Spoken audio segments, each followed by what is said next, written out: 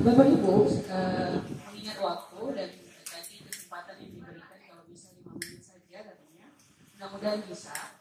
Karena riset kali ini kan berkaitan dengan implementasi. Kalau dia bentuknya implementasi, sudah pasti kita kan membutuhkan banyak data empiris. Makanya sekali lagi kami berterima kasih pada enumerator selaku pengumpul data di lapangan dan juga Bapak Ibu yang sudah bersedia menjadi informan dan narasumber kami. Slide kedua, ada buat landasan kenapa ini kami melakukan kajian. Ini merupakan sebuah roadmap penelitian istilahnya kalau dalam dunia akademisi. Roadmap itu adalah peta jalan.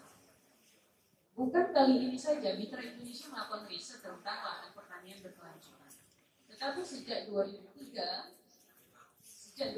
bahkan kalau data 2003 sampai 2013 itu satu dasawarsa ya, sampai 10 tahun. Dalam kurun 10 tahun, hasil riset Mitra di tahun 2013 itu menunjukkan bahwa telah terjadi gerusan alih fungsi lahan pertanian pangan yang cukup tinggi. Kalau tadi dalam sambutannya Bapak Bupati masih optimis bahwa seperti ini akan tetap menjadi lumbung pangan di Sumatera Utara, bahkan kalau bisa di tingkat nasional.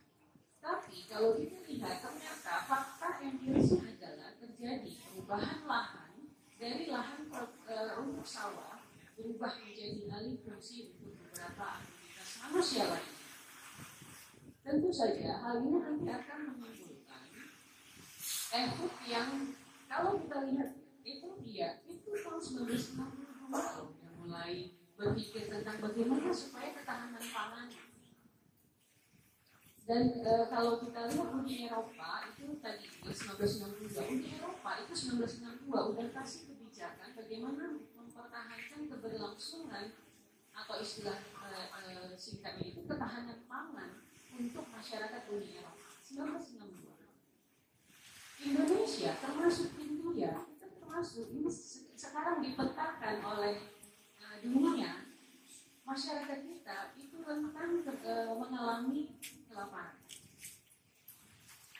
Ini kan sebuah ironi karena Indonesia adalah negara agraris. Secara data nasional, alih fungsi lahan malah kita temukan tiap tahun terjadi 110.000 hektar.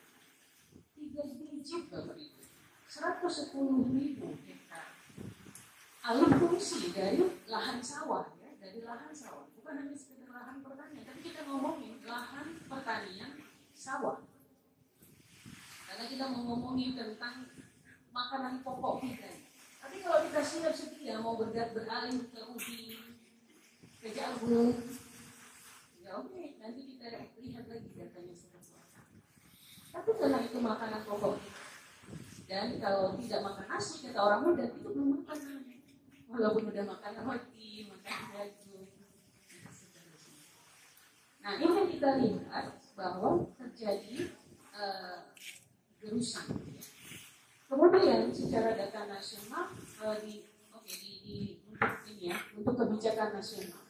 Kebijakan nasional kita lihat bahwa untuk pencetakan sawah, pemerintah sudah mengeluarkan kebijakan untuk pencetakan itu dengan mentargetkan 40.000 sampai 50.000 hektar per tahun. Kita mau lihat ini benar nggak antara kebijakan yang ditetapkan sebagai polisinya pemerintah dengan implementasinya di lapangan. Karena secara makro kita mengalami defisit lahan sawah tiap tahun antara 60.000 sampai 70.000 hektar. Artinya kalaupun yang tadi dilakukan pencetakan sawah maka masih minus. Karena yang defisitnya 60.000 sampai 70.000, sedangkan pencetakannya ini setiap tahun 40.000 sampai 50.000 itu pencetakannya, tapi defisitnya 60.000 sampai 70.000 masih defisit minus kan berarti.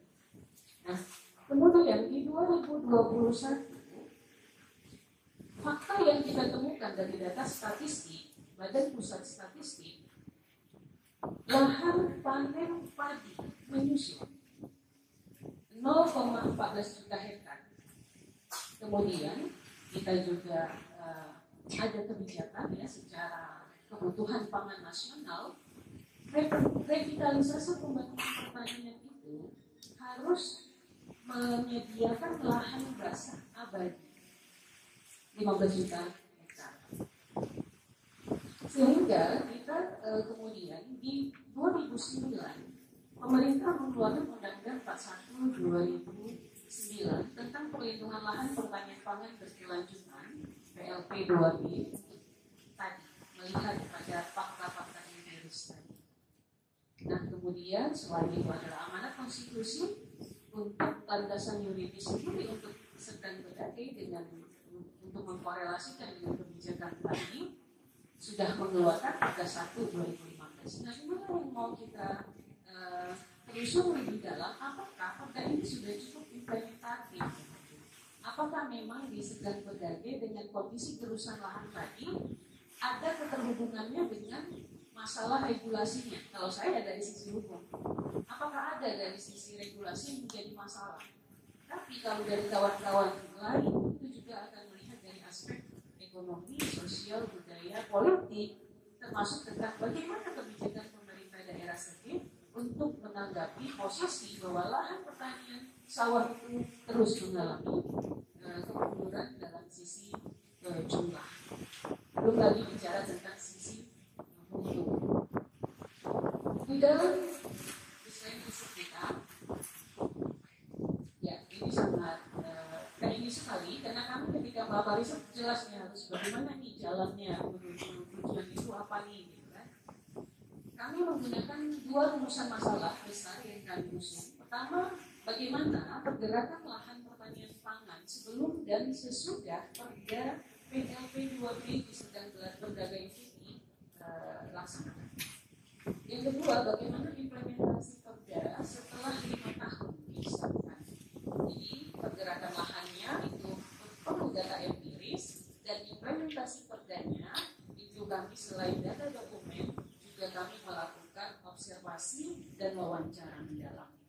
Informan kita bagi menjadi informan pemerintahan dari Dinas Pertanian Sendiri, Biro Hukum, Bapeda, Kominfo, BPN, DPRD dan sampai kepala desa. Informan masyarakat ada petani tanaman pangan, kelompok tani, kelompok advokasi tani lokal, serikat tani dan petani perempuan. Nah sebetulnya riset ini dilakukannya di 2019. Jadi kami juga di sini sedikit menyatakan bahwa mungkin data yang ada bisa saja ada perubahan. Mungkin yang dari pemerintahan, unsur pemerintahan mungkin punya data dan ternyata tidak sama. Jadi mohon dimaklumi bahwa data yang kami dapatkan itu adalah di 2019 dan hari ini adalah diseminasi untuk hasil riset tersebut. Berikutnya kita lanjut saja untuk pembahasan dan temuan. Yang pertama, pergerakan lahan pertanian pangan sebelum dan pasca PLP 2B ini sendiri merupakan masalah yang pertama tadi. Pembahasannya bahwa ternyata kita melihat untuk lahan di sendiri itu kita bisa dapatkan petanya sebagai berikut. Lahan pertanian bukan sawah itu 76%. Lahan pertanian sawah ternyata 19% saja dan lahan bukan pertanian itu 5%. Ini data dari statistik segi 2018.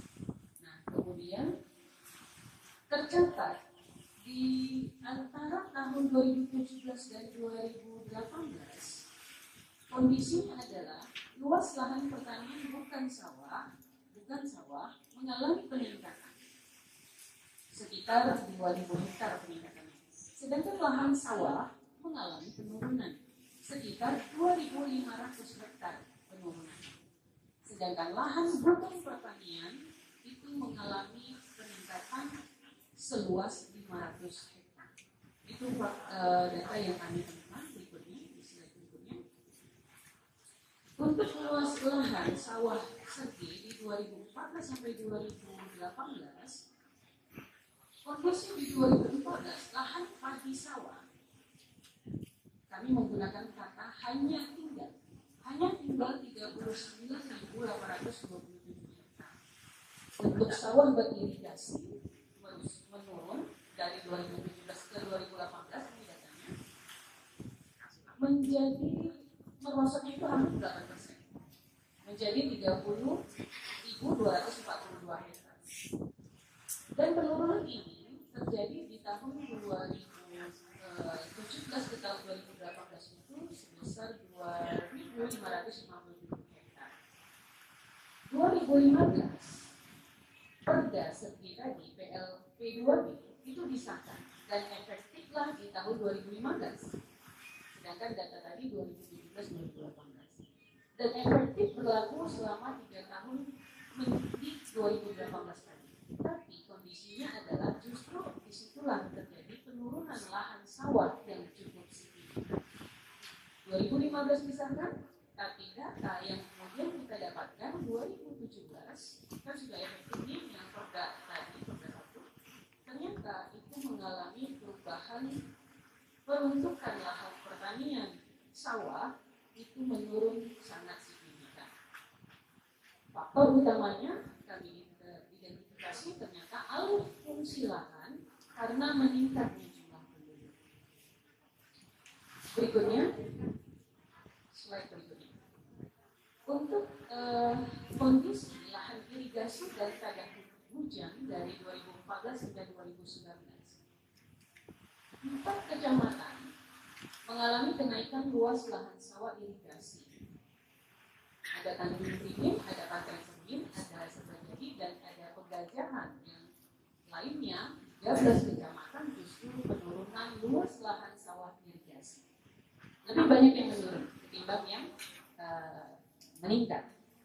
Kemudian untuk yang menurun tadi, 3 kecamatan yang terbesar adalah Sebamban, Serapak, dan Dolok Masihul. Datanya ada di depan untuk luasannya. Sedangkan untuk luas lahan sawah tadah hujan yang juga mengalami penurunan itu, kondisinya adalah penurunan itu terjadi rata-rata adalah 91 hektar setiap tahun. Dan di 2018 itu hanya 5 kecamatan yang memiliki lahan sawah tadah hujan. Sedangkan tahun 2017 lebih banyak sedikit, yaitu 6 kecamatan. Ini kondisi untuk data pergerakan lahan irigasi dan tadah hujan. Berikutnya, untuk pergerakan lahan kami membuat simpulan.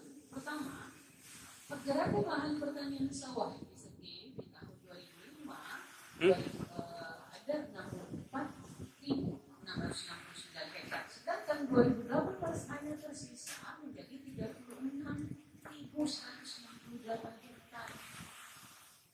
Berapa persen? 44,57% dari 2005 ke 2018, 13 tahun.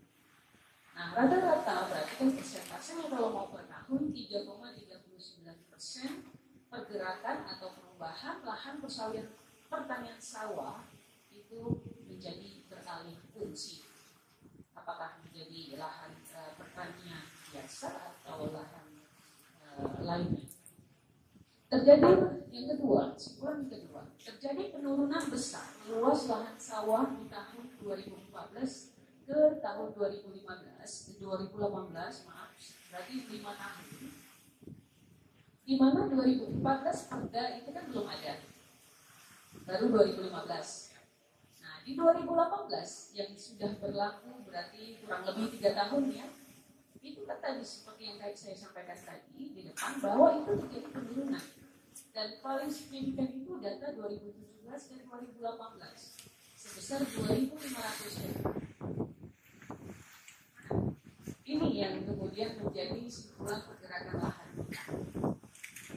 Nah, yang ketiga simpulan kita adalah belum terjadi pemetaan dan penetapan luasan lahan, apalagi lahan baru PLP2B, karena pemerintah kabupaten belum memulai kerja-kerja pelaksanaan perda PLP2B selama kita menjalani riset ini. Kita telusuri ternyata belum ada aktivitas yang berbasis dari perda 1 2015. Kalau tadi kan sebagian besar Bapak Ibu ditanya tentang paham nggak perda 1 2015 ya. Jadi hari ini ini sebetulnya ngomongin tentang apakah itu diterapkan atau tidak. Berikutnya, untuk implementasi Perda PLP 2B ini kan rumusan masalah yang kedua tadi. Jadi rumusan masalah kedua itu kami jawab seperti ini. Untuk pelaksanaan kebijakannya sendiri, pertama kita agak kesulitan untuk mendapatkan data dari dinas, khususnya dari pemerintah lainnya. Di Pak Rizky masih ada di sini, mungkin nanti ketika kita lakukan visit agak susah masuk ke dinas-dinas, walaupun udah pakai surat izin, walaupun mendapatkan datanya itu agak susah. Padahal kalau itu terjadi, ini nanti simpulan-simpulan kita ini bisa salah. Jadi mohon Pak, juga dibantu kalau untuk masalah pengurusan perizinan kita siap.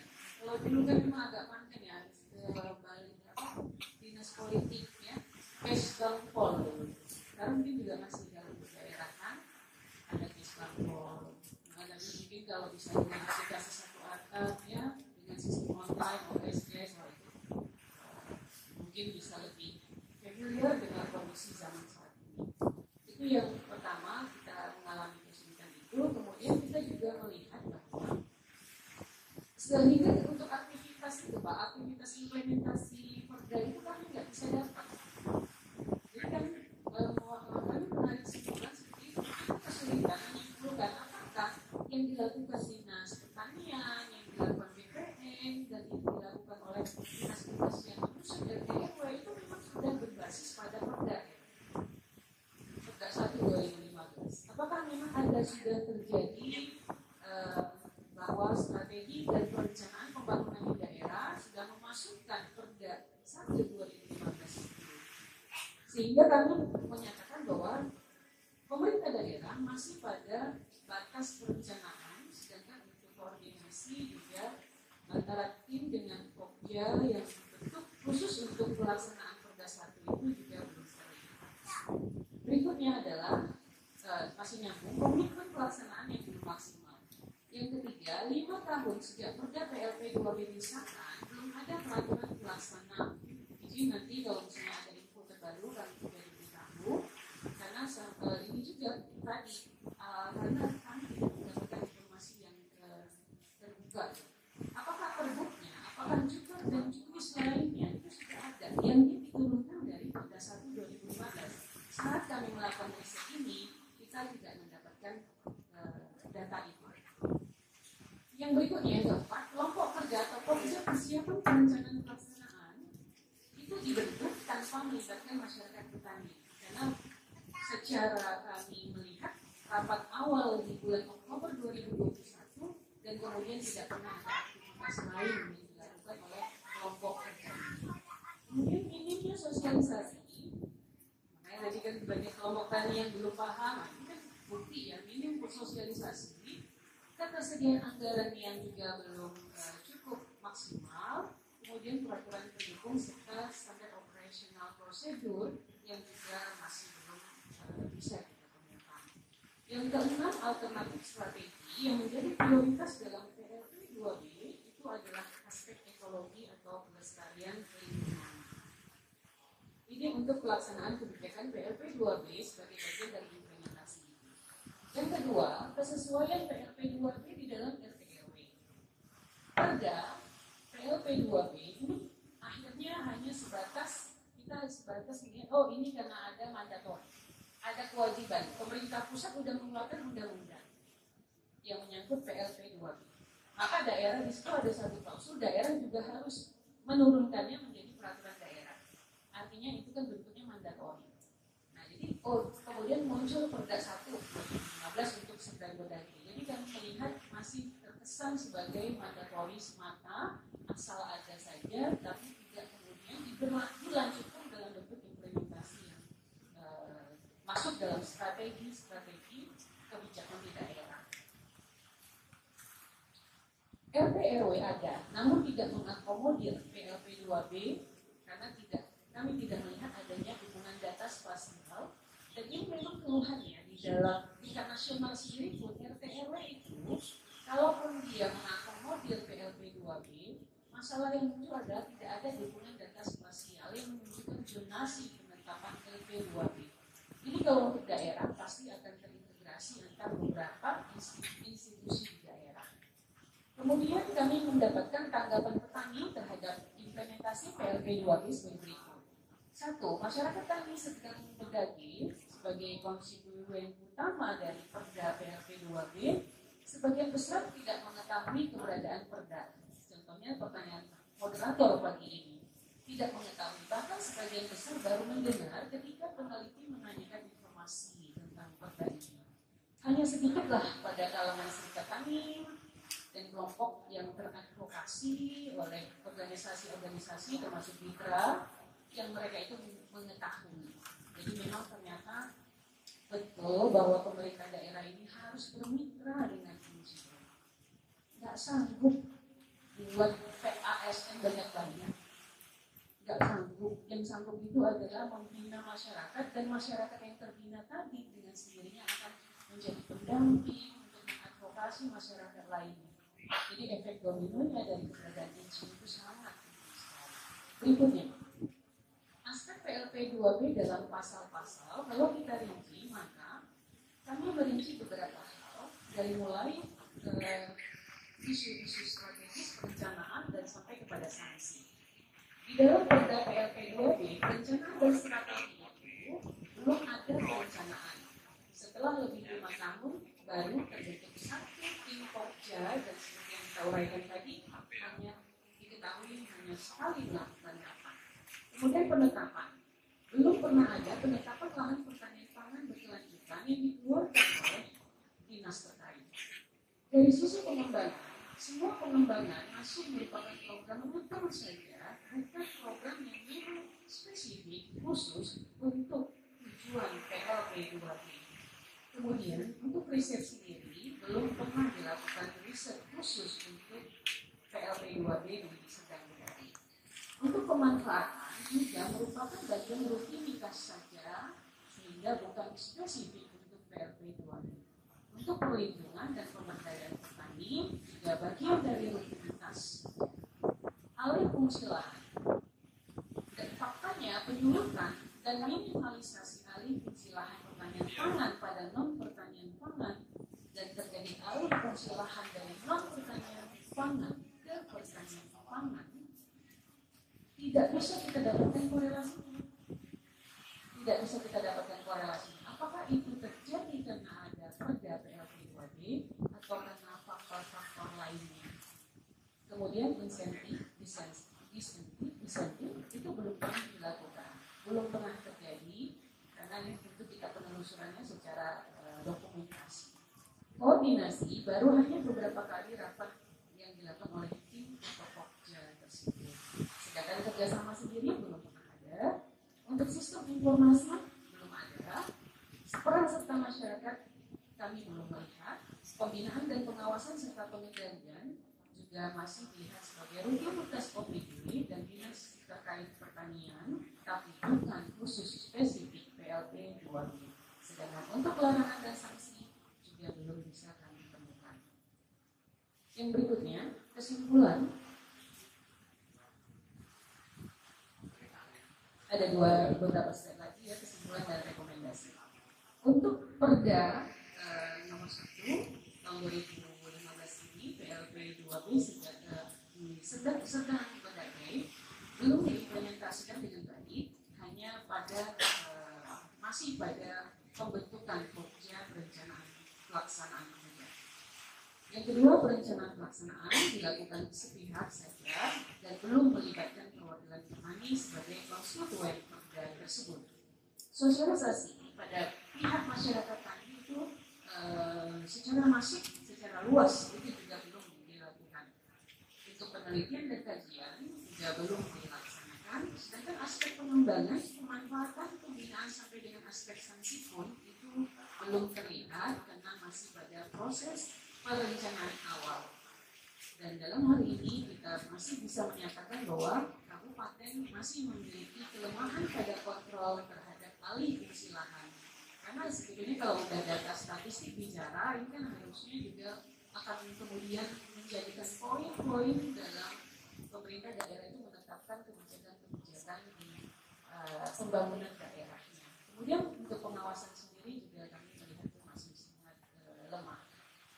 Untuk rekomendasi, pertama, pemerintah Kabupaten Serdang Bedagai itu kami berharap bisa menyusun rencana implementasi Perda PLT 2B sebagaimana amanat dari Perda itu yang matang, artinya yang matang berarti dilakukan kajian secara paripurna dari segala aspek dan kemudian tetapkanlah langkah-langkahnya, langkah-langkah strategisnya. Untuk pemerintah baik pusat, provinsi dan kabupaten, kami juga mengimbau lakukanlah evaluasi menyeluruh dan komprehensif terhadap pelaksanaan kebijakan PLP 2B ini. Karena kendala utama penyebab dari stagnasi pelaksanaan PLP 2B itu harus menjadi fokus perhatian agar tiap permasalahan implementasi itu dapat diselesaikan. Yang ketiga, kita mengimbau agar dilakukan evaluasi kembali terhadap pasal-pasal yang masih ambigu dan sebaiknya merevisi pasal-pasal yang tidak realistis.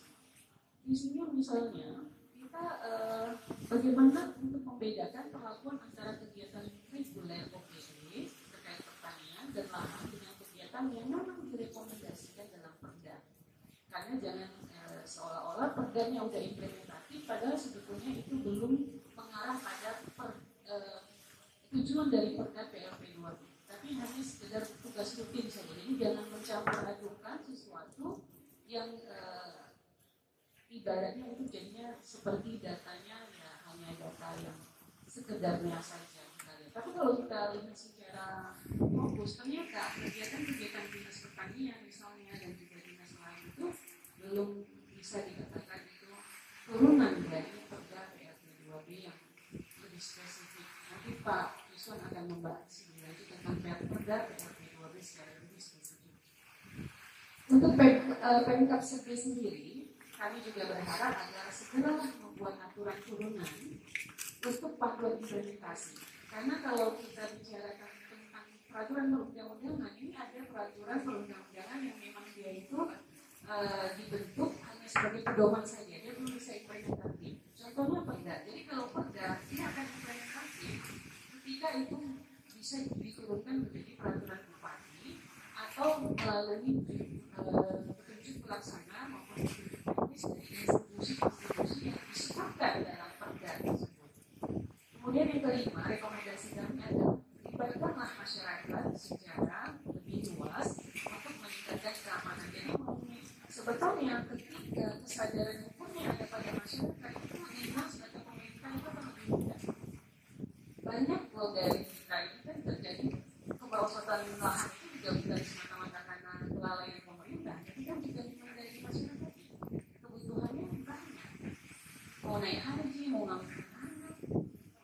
Sebetulnya bagaimana supaya itu bisa matching antara subsidi kepada petani sawah ya, dan kemudahan-kemudahan lain kepada petani sawah sehingga mereka yang mempertahankan lahan dan fungsi lahan sawah itu.